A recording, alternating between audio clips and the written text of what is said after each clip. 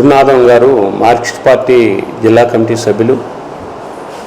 ఆయన అక్రమంగా కేసు పెట్టి రిమాండ్కు పంపించడం జరిగింది. ఆయన గురునాథం గారు పెనుబల్లి భూ సమస్య మీద అనేక భూ పోరాటాలు, కష్టజీవుల కోసం, పేదల కోసం నిరంతరం పనిచేస్తూ సర్పంచ్గా కూడా ఉండి ఆయన పేదల పక్షాన నిలబడ్డాడు.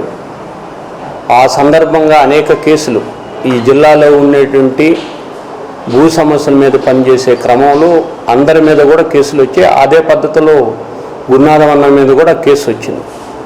అనేక కేసులు బనాయించారు. అవన్నీ కూడా కేసులన్నీ కూడా కొట్టేశారు. ఇప్పుడు ప్రజెంట్ కేసులు ఏమీ లేవు. అయినా కానీ స్థానిక ఎన్నికలు రాబోతున్నాయి. ఆ ఎన్నికలను దృష్టిలో పెట్టుకొని ఒక రాజకీయ పార్టీ వాళ్ళని రిమాండ్కి తీసుకునే క్రమంలో ఒక రకంగా గంగారం కాలువ కాడికి తీసుకుని వచ్చి మళ్ళీ వెనక్కి తీసుకుపోయి కొన్ని సెక్షన్లు మార్చి ఏదో పాత రిపోర్టును తయారు చేసి కోర్టుకు పంపించడం జరిగింది. ప్రజా ఉద్యమాలు, ప్రజా పోరాటాల్లో నిర్వహించే నాయకుల మీద ఇలాంటి కేసులు పెట్టడం సరైనటువంటిది కాదు.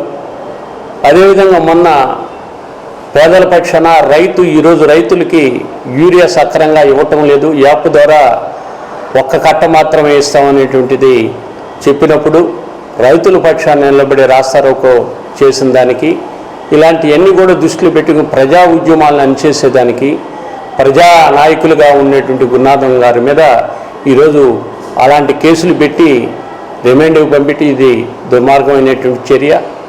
దీన్ని మేము ఖండిస్తున్నాం. అందువల్ల ఏదైతే ప్రజానాయకుల మీద గతంలో అనేక మంది ఈ నెల్లూరు నగరంలో కానీ జిల్లాలో కానీ కష్టజీవుల కోసం పనిచేసేటువంటి అందరి మీద కూడా ఇక్కడ ఉండేట అందరి మీద కూడా అనేక కేసులు ఉన్నాయి. ప్రధానంగా దృష్టి అంతా ఏంటంటే అతని మీద ఉండేటువంటి షీటును తొలగించేదానికి ప్రయత్నంలో భాగంగానే అదనంగా కేసు పెట్టేదానికి ప్రయత్నం చేశారు.